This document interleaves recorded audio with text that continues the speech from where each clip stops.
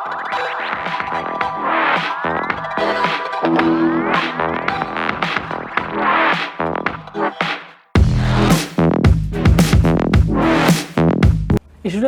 हम आज शुरू करने जा रहे हैं 12th क्लास का ये बहुत ही इंपॉर्टेंट चैप्टर जिसका नाम है इलेक्ट्रोकेमिस्ट्री। तो इससे पहले कि हम इलेक्ट्रोकेमिस्ट्री को स्टार्ट करें, कुछ टर्म्स ऐसे हैं जिनको जान लेना हमको परम आवश्यक है, ठीक है ना। अगर इन टर्म्स को हम नहीं जानेंगे तो आगे चल के जब हम इलेक्ट्रोकेमिस्ट्री पढ़ेंगे तो यही टर्म्स जब बार बार आएंगे तो वहाँ पे कन्फ्यूज़न पैदा करेंगे कि एक्चुअली ये है क्या। तो इससे पहले कि ये कन्फ्यूज़न पैदा करें, इनको हम पहले ही समझ लेते हैं। तो इनमें पहली कड़ी में आता है रिडॉक्स रिएक्शन। क्या आता है? Redox reaction. तो देखिए रिडॉक्स रिएक्शन क्या होता है, सिंपल वे में समझिए कि अगर ऑक्सीडेशन और रिडक्शन रिएक्शन एक साथ हो रही है तो ऐसे रिएक्शन को कहते हैं रिडॉक्स रिएक्शन, ठीक है। रिडॉक्स रिएक्शन को हिंदी में भी रिडॉक्स रिएक्शन ही कहते हैं, रिडॉक्स अभिक्रिया कहते हैं। और हिंदी में कहते यूँ कह सकते हैं कि ऐसी अभिक्रिया जिसमें ऑक्सीकरण और अपचन एक साथ हो उन्हें कहते हैं रिडॉक्स रिएक्शन। अब बात ये आती है कि ये जो हमारी ऑक्सीडेशन और रिडक्शन रिएक्शंस हैं वो क्या है। तो पहले हमारी क्या है? ऑक्सीडेशन, ऑक्सीडेशन रिएक्शन, और दूसरी क्या है? रिडक्शन, रिडक्शन रिएक्शन, ठीक है।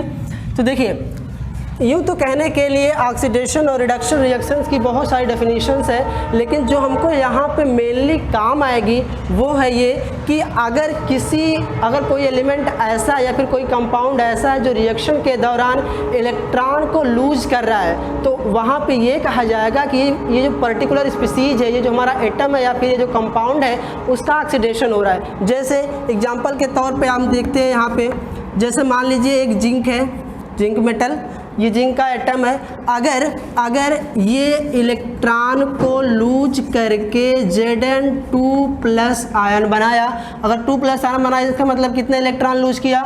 2, ठीक है। तो यहाँ पर अगर जिंक 2 इलेक्ट्रॉन को लूज करके Zn2+ बना रहा है, इसका मतलब यहाँ पे कौन सी रिएक्शन हो रही है? ऑक्सीडेशन और रिडक्शन। यहाँ पे कौन हो रही है? ऑक्सीडेशन। तो एक बार फिर समझ लीजिए क्या होता है। ऑक्सीडेशन रिएक्शंस वो रिएक्शंस होती हैं जिसमें कोई एलिमेंट या फिर कोई स्पीसीज इलेक्ट्रॉन को लूज करके पॉजिटिव आयन बनाती है, उसे क्या कहती है? उस रिएक्शन क्या कहते हैं? ऑक्सीडेशन। इसका जस्ट अपोजिट होता है रिडक्शन रिएक्शन। तो इसमें क्या होगा? अगर कोई स्पीसीज या फिर कोई एलिमेंट या फिर कोई परमाणु इलेक्ट्रॉन को ग्रहण कर ले, ठीक है, सिंपल सी बात है, अगर कोई स्पीसीज इलेक्ट्रॉन को ग्रहण कर रही है तो वहाँ पे जो स्पीसीज होगी वो नेगेटिवली चार्ज हो जाएगी, ठीक है। तो इसकी जो डेफिनेशन निकल के आती है वो ये निकल के आती है कि अगर कोई स्पीसीज, कोई एलिमेंट, कोई परमाणु इलेक्ट्रॉन को ग्रहण कर रहा है तो इस रिएक्शन को कहेंगे रिडक्शन रिएक्शन, ठीक है। जैसे हम आपको एक एग्जांपल दे रहे हैं, जैसे मान लीजिए कि फ्लोरीन है। क्या है? फ्लोरीन आप सभी जानते हैं, वेल नोन है इससे, क्योंकि आप 11th में पढ़ चुके हैं। हैलोजन फैमिली को नहीं पढ़े हैं तो पढ़ा दिया जाएगा। तो ये हैलोजन फैमिली का पहला मेंबर है और ये क्या करता है कि अगर इसको कहीं से एक इलेक्ट्रॉन मिल जाए तो ये क्या करता है? फ्लोराइड आयन बनाता है। क्या बनाता है? Fluoride ion. इसका मतलब क्या कि फ्लोरीन यहाँ पे एक इलेक्ट्रॉन को एक्सेप्ट करके क्या बना रहा है? Fluoride ion. मतलब ये कौन सी रिएक्शन है? ऑक्सीडेशन या फिर रिडक्शन? रिडक्शन, ठीक है ना।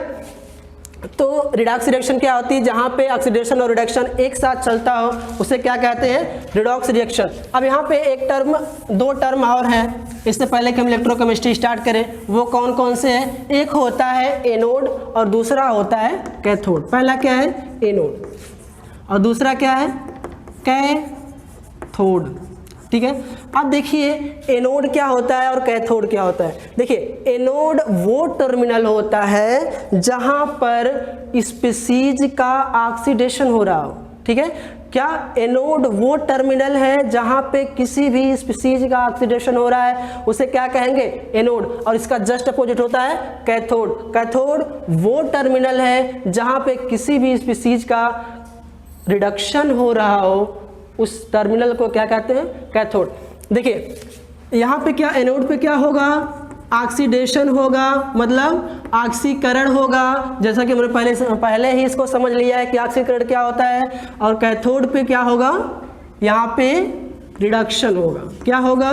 रिडक्शन। ठीक है ना।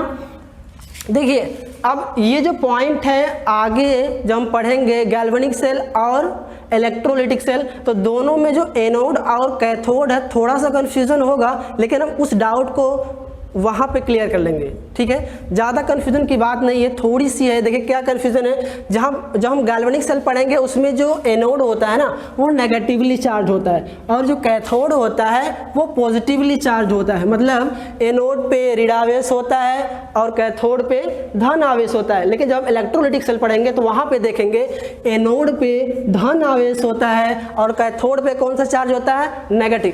ठीक है, तो ये हम वहाँ पे अच्छे से समझेंगे। बहरहाल ये यहीं तक। अब हम अपना चैप्टर जो कि इलेक्ट्रोकेमिस्ट्री है इसको स्टार्ट करते हैं। ठीक है, देखिए अगर हम इलेक्ट्रोकेमिस्ट्री अगर इस चैप्टर को ही ध्यान से देखें तो इसमें दो वर्ड है। पहला है क्या? इलेक्ट्रो, और दूसरा क्या है? केमिस्ट्री। देखिए इलेक्ट्रो का जो सेंस है वो जाता है इलेक्ट्रिकल एनर्जी। किससे? Electrical energy. ठीक है ना। और जो केमिस्ट्री है यहाँ पे इसका सेंस जाता है केमिकल एनर्जी से। ठीक है ना, किससे जाता है? Chemical energy. तो इलेक्ट्रो का सेंस है इलेक्ट्रिकल एनर्जी और केमिकल का मतलब है, केमिस्ट्री से मतलब है यहाँ पे केमिकल एनर्जी। ठीक है, तो इस चैप्टर में हम पढ़ेंगे इंटर कन्वर्जन। किसका? इलेक्ट्रिकल एनर्जी का केमिकल एनर्जी में और केमिकल एनर्जी का इलेक्ट्रिकल एनर्जी में कन्वर्जन। ठीक है, तो बेसिकली ये चैप्टर यहीं तक सीमित रहेगा। इसमें सिर्फ क्या होगा? इलेक्ट्रिकल एनर्जी को हम केमिकल एनर्जी में चेंज करेंगे और केमिकल एनर्जी को इलेक्ट्रिकल एनर्जी में चेंज करेंगे। जैसे देखिए ऐसा कौन, जैसे सेल होते हैं ना, तो सेल ऐसा कौन है जो इलेक्ट्रिकल एनर्जी को केमिकल एनर्जी में चेंज करेगा? तो वो होगा इलेक्ट्रोलिटिक सेल। कौन सा होगा? Electrolytic cell. ठीक है, अब एक सेल और होता है जो केमिकल एनर्जी को इलेक्ट्रिकल एनर्जी में चेंज करता है, तो वो होगा कौन सा? Galvanic cell. Galvanic cell. देखिए गैल्वेनिक सेल का एक और भी नाम होता है वोल्टेइक सेल। ठीक है, तो यहाँ पे कोई कंफ्यूजन की बात नहीं है। गैल्वेनिक सेल और वोल्टेइक सेल दोनों एक ही है। और इसका एक बहुत ही प्यारा सा, बहुत ही एक्सीलेंट एग्जांपल है डैनियल सेल। क्या है? Daniell cell. Daniell cell. ठीक है, बहरहाल अब हमारी जो एनसीईआरटी की पहली टॉपिक है इलेक्ट्रोकेमिस्ट्री में वो है गैल्वेनिक सेल ही। ठीक है, तो हमने क्या पढ़ा है यहाँ पे? इलेक्ट्रोकेमिस्ट्री की डेफिनेशन जाने, क्या जाना कि रसायन विज्ञान का वह ब्रांच, वह शाखा जिसमें इलेक्ट्रिकल एनर्जी को केमिकल एनर्जी में और केमिकल एनर्जी को इलेक्ट्रिकल एनर्जी में कन्वर्ट करते हैं, उस शाखा को क्या कहते हैं जिसमें इसका अध्ययन करते हैं? इलेक्ट्रोकेमिस्ट्री। ठीक है, तो इसमें हमारी जो पहली हेडिंग पढ़ रही है वो क्या है? गैल्वेनिक सेल, या फिर इसको हमने और बताया कि इसको वोल्टेइक सेल भी कहते हैं। ठीक है, तो देखिए एक्चुअली गैल्वेनिक सेल क्या करता है, पहले हमने बता दिया है कि जो गैल्वेनिक सेल होता है वो केमिकल एनर्जी को इलेक्ट्रिकल एनर्जी में चेंज करता है। सिंपल है, कुछ नहीं है इसमें। मतलब रासायनिक ऊर्जा को वैद्युत ऊर्जा में कन्वर्ट करने का काम जो सेल करता है उसे क्या कहते हैं? Galvanic cell. ठीक है, अब देखिए इसका विकास कैसे हुआ है, कैसे इसका इन्वेंशन हुआ, कैसे इसकी खोज हुई। तो पहले जानते हैं ना, जो साइंटिस्ट होते हैं जब उनका मूड खराब होता है, कुछ काम तो होता नहीं है, क्या होता है? एक साइंटिस्ट थे, उन्होंने क्या किया? एक कंटेनर लिया। कंटेनर मतलब समझ लें कुछ नहीं होता, पात्र होता है। ठीक है, इस कंटेनर में उन्होंने क्या किया कि इस पूरे कंटेनर को उन्होंने एक केमिकल से फुलफिल कर दिया और वो केमिकल था CuSO4। इसका मतलब होता है कॉपर सल्फेट, और इसका जो कलर होता है वो होता है ब्लू। ठीक है, एक कंटेनर लिया, इसमें कॉपर सल्फेट भर दिया जिसका कलर क्या होता है? ब्लू होता है। अब ये देखिए इसमें उन्होंने एक रॉड डाल दिया। किसका डाला? जिंक का रॉड। किसका रॉड डाल दिया? जिंक का। अभी क्या हुआ, उन्होंने देखा कि कुछ समय बाद जब फिर से इसको देखे तो उन्होंने देखा ये जो रॉड है ना ये गलना शुरू हो गई और इसका जो ब्लू कलर है सोल्यूशन का वो डिसअपीयर होने लगा, मतलब विलुप्त होने लगा। ठीक है ना, ये ब्लू कलर डिसअपीयर होने लगा और ये रॉड क्या होने लगी, ये इसमें गलने लगी, ठीक है। तो और इसमें एक और निष्कर्ष निकल के आया कि जब ये रिएक्शन हो रही थी, जब ये सब प्रोसेस हो रही थी, उस समय में ये जो कंटेनर है ना, इससे बहुत ज़्यादा, बहुत लार्ज अमाउंट में हीट निकल रही थी। तो उन्होंने दिमाग लगाया कि क्या ये जो एनर्जी निकल रही है in the form of heat, क्या इसको हम इलेक्ट्रिकल एनर्जी में कन्वर्ट कर सकते हैं? क्योंकि अगर ये इलेक्ट्रिकल एनर्जी में कन्वर्ट हुई तो उस कंडीशन में इसका हम उपयोग बहुत ही बेहतरीन तरीके से कर सकते हैं। जी हाँ, इसी पे बेस्ड उन्होंने गैल्वेनिक सेल बनाया और क्या क्या किया आइए देखते हैं। उन्होंने फिर से कुछ नहीं किया, इसमें सिर्फ एक कंटेनर लिया था, लेकिन अगली बार उन्होंने क्या किया, 2 कंटेनर लिया। देखिए एक कंटेनर ये हो गया और इसके एक पड़ोसी मुल्क में एक और कंटेनर, ठीक है। तो उन्होंने क्या किया, एक में पूरा का पूरा क्या भर दिया, CuSO4, जिसको मैंने पहले बताया क्या इसे कहते हैं, कॉपर सल्फेट कहते हैं। और इसमें क्या डाला, कॉपर की रॉड, क्या, कॉपर की रॉड, ठीक है ना। देखिए इससे पहले उन्होंने क्या किया था, जिंक की रॉड डाला था, लेकिन इसमें क्या किया, कॉपर सल्फेट के विलेन में कौन सी रॉड डाल दी, कॉपर की ही, ठीक है। अब देखिए इसके एडजेसेंट जो दूसरा कंटेनर था ना, इसमें उन्होंने क्या किया, जिंक की रॉड डाल दिया। किसकी रॉड, ये रॉड हमारी थी जिंक की। और इसमें जो सोल्यूशन भरा, इसमें जो विलयन भरा उन्होंने, वो था ZnSO4 का, मतलब जिंक सल्फेट का। अब देखिए वहाँ पे क्या रिएक्शन हो रही थी, एक बार आपको फिर से रिमाइंड करते हैं। क्या हो रहा था, जो जिंक था वो डिसअपीयर हो रहा था, मतलब जो देखो क्या वहाँ पे हो रहा था, ये था CuSO4 था सोल्यूशन में और रॉड थी किसकी, जिंक की। अब यहाँ से क्या हो रहा था, ये जिंक की रॉड थी, तो ये जिंक Zn2+ फॉर्म में इसमें आ रहा था, ठीक है। तो यहाँ पे क्या हो रहा था, जिंक Zn2+ फॉर्म में सोल्यूशन में आ रही थी, ठीक है। इसका मतलब क्या कि यहाँ पे जिंक का ऑक्सीडेशन हो रहा था, ठीक है ना। तो यहाँ पर भी सेम कंडीशन होगी। इसके केस में क्या होगा कि ये जो जिंक की रॉड है ना, ये क्या होता है कि ये यहाँ से सोल्यूशन में Zn2+ फॉर्म में आएगा। अब देखिए थोड़ा सा यहाँ पे समझने की बात ये है कि अगर ये यहाँ पे Zn2+ फॉर्म में आ रहा है तो इसके इलेक्ट्रॉन गए कहाँ, देखिए मिस्टर कुछ नहीं है, अगर ये Zn2+ फॉर्म में सोल्यूशन में आ रहा है तो अपने इलेक्ट्रॉनों को यहीं पर वो छोड़ देता है। और ये इलेक्ट्रॉनों को ले जाने, साइंटिस्ट ने क्या किया, इन इलेक्ट्रॉनों को ले जाने के लिए एक वायर लगाया और इससे जोड़ दिया, ठीक है। अब उनको पता कैसे चले कि ये इलेक्ट्रॉन इधर जा भी रहे हैं कि नहीं जा रहे, उसके लिए उन्होंने क्या किया, बीच में एक इंडिकेटर लगा दिया। आप इस यहाँ पे अमीटर लगा सकते हैं, वोल्टमीटर लगा सकते हैं, कुछ भी लगा सकते हैं। सिंपली हम मान लेते हैं यहाँ पे बल्ब लगा दिया, ठीक है।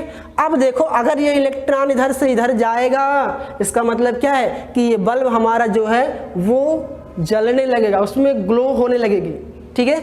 तो शुरुआत में क्या हुआ, सब कुछ भाई ठीक ठाक चल रहा था, अच्छा हो रहा था। ये इलेक्ट्रॉन इधर से आए, यहाँ पे आए, देखिए यहाँ पे जो ही इलेक्ट्रॉन आए, अब देखिए ये जो सोल्यूशन हमारा है कॉपर सल्फेट का है। अब एक देखिए कोई भी सॉल्ट होता है सोल्यूशन फॉर्म में यूं ऐसे नहीं पड़ा रहता, लिखने को तो हम ऐसे लिख देते हैं लेकिन ऐसे नहीं रहता। देखिए सोल्यूशन में किस फॉर्म में रहता है, देखिए जो CuSO4 है ना वो टूट जाता है Cu2+ में और SO4 2- में, ठीक है। इसका मतलब इस सोल्यूशन में Cu2+ है। अब यहाँ पे जो ही 2 इलेक्ट्रॉन पहुँचते हैं, ये यहाँ से जो ये Cu2+ है ना, यहाँ से फटाक से आके इन दोनों इलेक्ट्रॉनों को ट्रैप कर लेता है, ठीक है। अब देखिए इसका मतलब ये कि यहाँ से इलेक्ट्रॉन आते रहेंगे और यहाँ से जो सोल्यूशन से कॉपर के जो Cu2+ पार्टिकल है वो आके इस रॉड पे डिपॉजिट होते रहेंगे। इससे 2 निष्कर्ष निकलते हैं। क्या, पहली कंडीशन यहाँ पे हम ये देख रहे हैं कि जो Zn है यहाँ से जिंक, यहाँ से रॉड छोड़ के सोल्यूशन में आ रहा है। इसका मतलब ये जो रॉड होगी वो पतली होती चली जाएगी, होगी कि नहीं होगी, सिंपल होगी। अगर ये यहाँ से यहाँ पे आ रहा है तो साधारण सी बात है कि ये होगी। अच्छा, यहाँ पे सोल्यूशन से कॉपर रॉड पे आ रहा है, ठीक है। तो जाहिर सी बात है अगर सोल्यूशन से कॉपर रॉड पे आ रहा है तो रॉड मोटी होनी शुरू हो जाएगी, ठीक है ना। अच्छा अब देखिए ये शुरुआती कुछ क्षणों तक 4 मिनट 3 मिनट ये बल्ब जला, ठीक है, फिर इसकी ग्लोनेस बंद, मतलब बल्ब जो जल रहा था वो बंद हो गया। क्यों बंद हो गया भाई? देखिए इसके लिए कई कारण हैं, उनमें से हम कईयों को भी डिस्कस यहाँ पर करेंगे। देखिए क्या हो रहा था ना कि देखो जब यहाँ से जेडन यहाँ पे आ रहा था, लगातार आ रहा था, तो क्या आप ये इमेजिन कर सकते हैं, सोच सकते हैं कि ये जो सोल्यूशन है पूरी तरह से पॉजिटिवली चार्ज हो जाएगा? होगा कि नहीं होगा? हो जाएगा, बिल्कुल हो जाएगा। और इसके अपोजिट यहाँ से देखो सोल्यूशन छोड़ के Cu2+ इस रोड पे जा रहे हैं। इसका मतलब ये कि ये जो Cu2+ है और SO4 2- है, तो Cu2+ तो रोड पे चला गया, अब बचा क्या? SO4, मतलब सोल्यूशन में SO4 2- मतलब नेगेटिव चार्ज लगातार इंक्रीज कर रहा है। इसका मतलब ये कि ये जो सोल्यूशन है ये नेगेटिवली चार्ज हो जाएगा, मतलब इस सोल्यूशन में नेगेटिव चार्ज की जो अमाउंट है बहुत ज़्यादा इंक्रीज कर जाएंगे। बढ़ेंगे कि नहीं बढ़ेंगे? सिंपल बात है, बढ़ जाएंगे, ठीक है। तो अब देखिए जब यहाँ से ये जो जिंक है अगर इस सोल्यूशन में Zn2+ फॉर्म में आना भी चाहेगा तो ये सोल्यूशन उसे आने नहीं देगा। क्यों? क्योंकि ये जो सोल्यूशन है वो ऑलरेडी पॉजिटिवली चार्ज है, ठीक है। अच्छा अगर मान लीजिए किसी तरह से Zn2+ फॉर्म में सोल्यूशन में आ गया और इलेक्ट्रॉन को यहाँ पर छोड़ दिया, ठीक है। अब इलेक्ट्रॉन इधर से इधर गए, अब देखिए यहाँ पे ऑलरेडी इतने ज़्यादा नेगेटिव है कि इस इलेक्ट्रॉन को यहाँ से रिपेल कर देते, भाई तू इधर से जा, इधर बहुत ज़्यादा पहले से नेगेटिव चार्ज है, ठीक है। अच्छा अब क्या हो, इलेक्ट्रॉन तो इधर आ नहीं रहे हैं, तो सिंपल सी बात है ग्लोनेस बंद हो जाएगी। तो इस प्रॉब्लम को सॉल्व करने के लिए साइंटिस्ट ने एक नया जुगाड़ लगाया। वो क्या लगाया कि उन्होंने इसमें एक सॉल्ट ब्रिज लगा दिया। सॉल्ट ब्रिज कुछ नहीं होता, इन्वर्टेड यू शेप्ड कांच की नली होती है, ये देखिए यूँ, कुछ नहीं, सिंपल है। इस रॉड को हम थोड़ा सा इधर बना देते हैं, पतली हो गई भाई रिएक्शन के दौरान, और कुछ नहीं, ठीक है। तो इसमें क्या किया, एक इन्वर्टेड यू शेप की कांच की नली लगा दिया और इसमें भर क्या दिया, इनर्ट सॉल्ट, जैसे KCl भर दिया या फिर अगार भर दिया। अगार की हम बात करें तो ये कुछ नहीं होता, जिलेटिनस सब्सटेंस होता है जो रोडोफाइसी एक एल्गी का मेंबर है, तो रोडोफाइसी से इसको आइसोलेट किया जाता है, तो उसको यहाँ पे भर दिया गया। अब देखिए मान लेते हैं KCl को हमने यहाँ पे भरा, ठीक है। अभी देखिए जो ही यहाँ पे पॉजिटिव चार्ज आया, ये यहाँ से फटाक से Cl- यहाँ पे आएगा, उसको ट्रैप कर लिया और न्यूट्रलिटी जो है, जो उदासीनता थी इस सोल्यूशन की, वो मेंटेन रहेगी। और जो इसके अगर हम अपोजिट बात करें यहाँ पे, तो यहाँ पे जो ही एक Cu इधर से इधर गया, यहाँ पे SO4 2- यहाँ पे इंक्रीज किया, मतलब नेगेटिव चार्ज हुआ, तो यहाँ से K+ आएगा फटाक से यहाँ पे और इस नेगेटिव चार्ज को ट्रैप कर लेगा। इसका मतलब उदासीनता बनी रहेगी, ठीक है। तो ये था हमारा डेनियल सेल। अब इसके आगे हम बात करेंगे अगले लेक्चर में। अभी इसमें बहुत कुछ बाकी है सीखने के लिए। तो अगर एक बात मैं जाते जाते आपसे कह देना चाहूँगा, अगर आपको कोई भी प्रॉब्लम इस लेक्चर से मिलती है तो आप कमेंट सेक्शन में ज़रूर बताइएगा, मैं आपको उसको सुधारने की कोशिश करूँगा और आपको आपके पास अपना बेस्ट परफॉर्मेंस भेजना चाहूँगा और आप भी अपना बेस्ट परफॉर्म कीजिए, क्योंकि आपको MRD का टॉपर बनना है।